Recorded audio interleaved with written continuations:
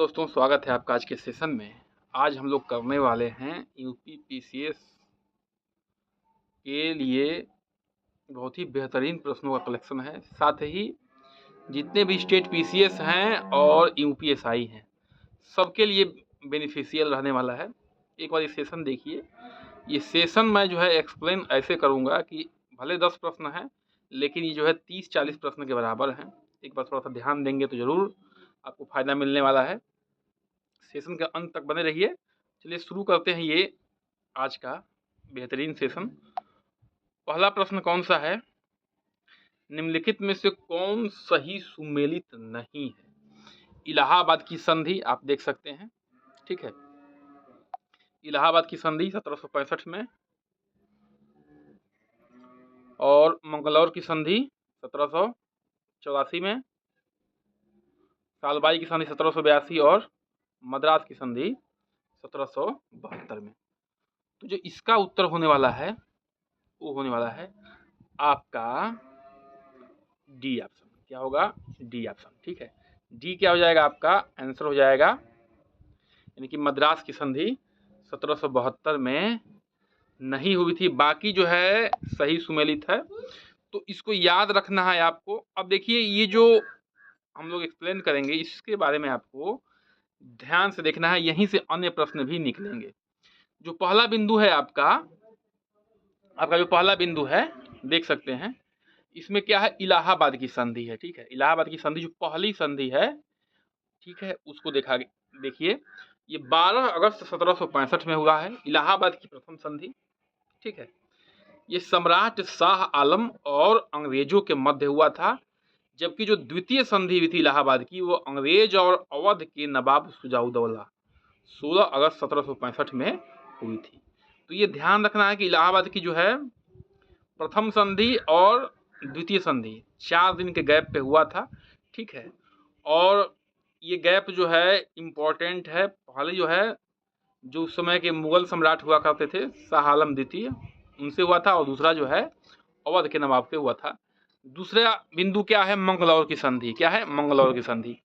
अब देखिए, मंगलौर की जो संधि है 1784 में, यह संधि जो है आंग्ल मैसूर युद्ध जो है चला था, जो कि 1700 कहाँ से कहाँ तक? 1780 से 84 के बीच चला था, अंग्रेज और टीपू सुल्तान के बीच। उसके बाद जो है ये 1784 में ये समझौता हुआ।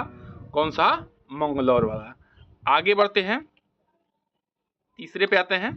तीसरे बिंदु को देखिए, सालबाई, ठीक है। सालबाई की संधि बहुत ही इंपॉर्टेंट है। जो भी प्रश्न है, चाहे जो भी पॉइंट है, सब कुछ जो है महत्वपूर्ण है, सब कुछ एग्जाम में डिटेल में आता है। सालबाई की संधि जो है 1782 में हुआ था।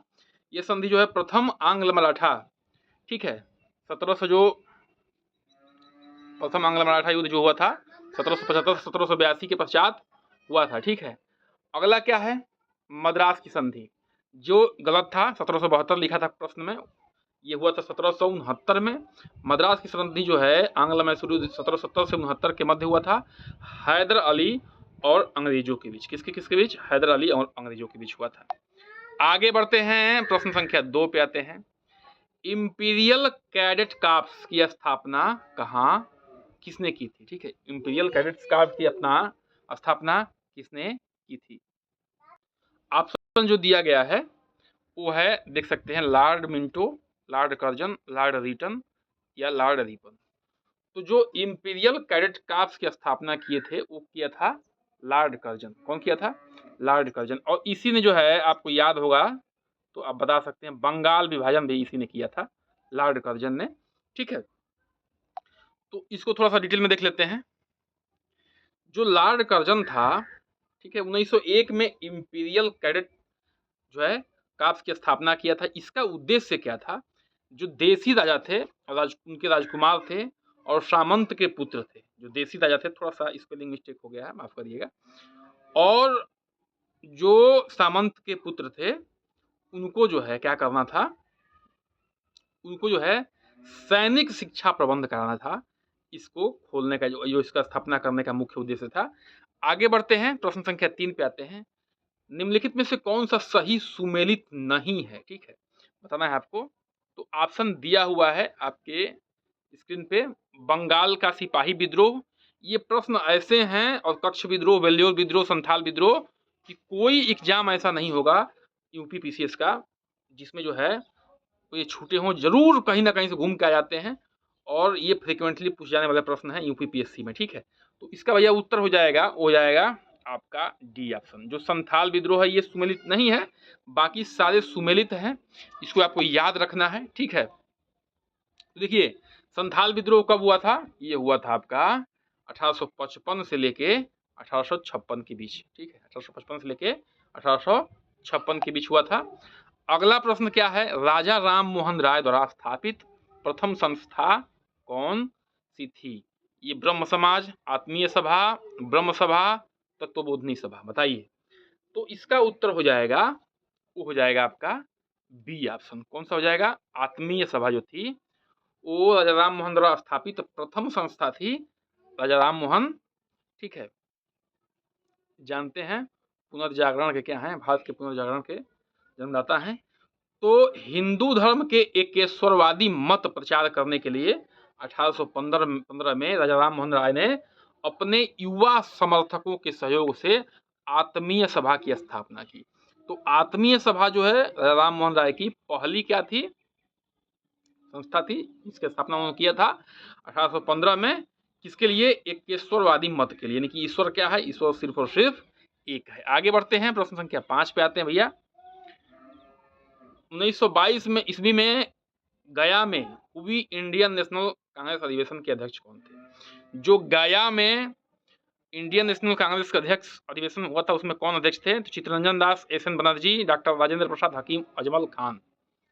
तो इसका जो उत्तर होगा वो होगा आपका ए ऑप्शन। क्या होगा?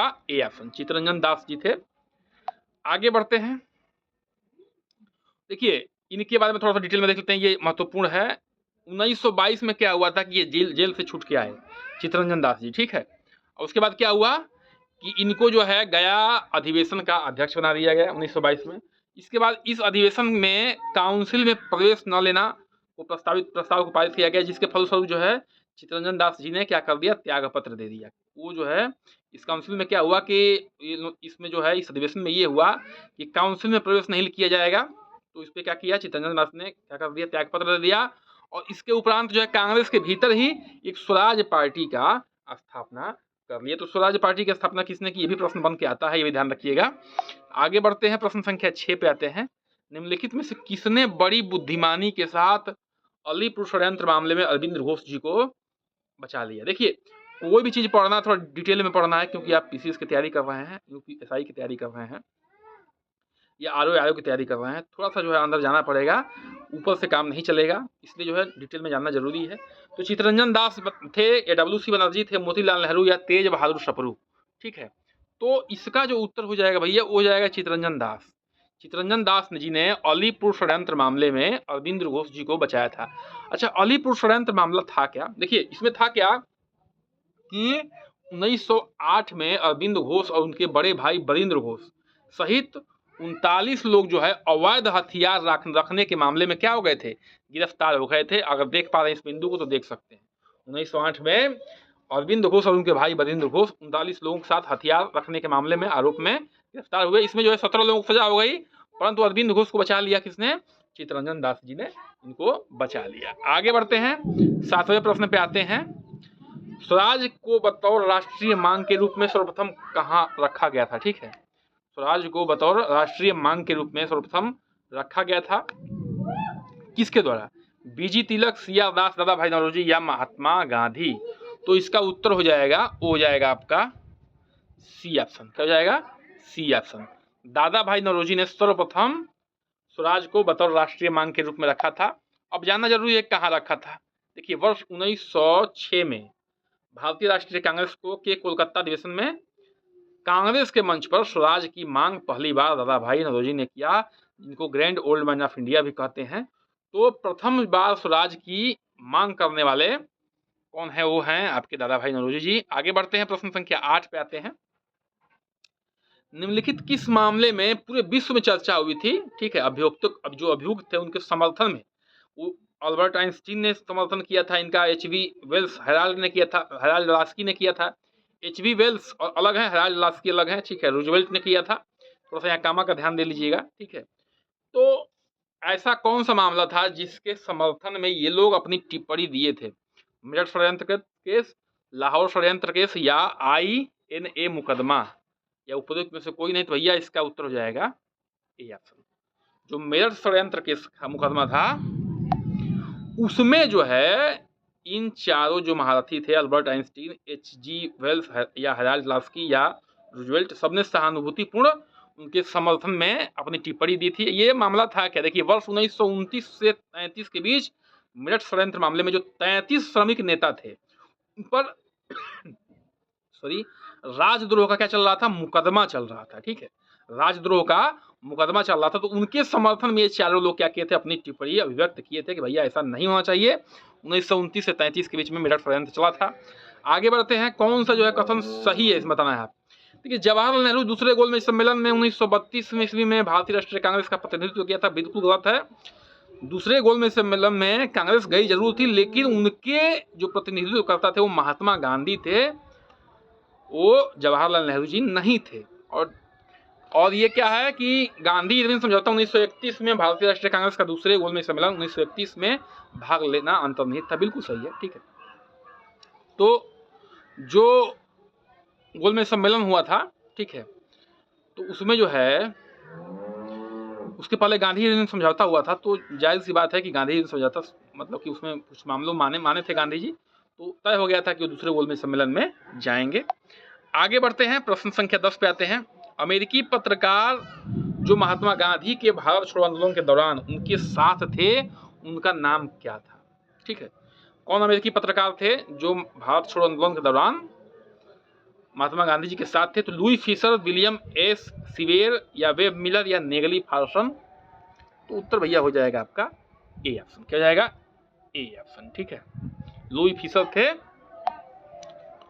तो इसी के साथ आज का सेशन क्या होता है, समाप्त होता है बिल्कुल। और अच्छा लगा हो चैनल सब्सक्राइब, लाइक, शेयर करिए। जब भी मौका मिलता है हम सोचते हैं कि अच्छा से अच्छा प्रश्न आप लोगों के लिए लाया जाए, बिल्कुल फ्री, और कोशिश यह है कि जीवन भर फ्री, ठीक है। तो बहुत बहुत धन्यवाद, नमस्कार, जय हिंद।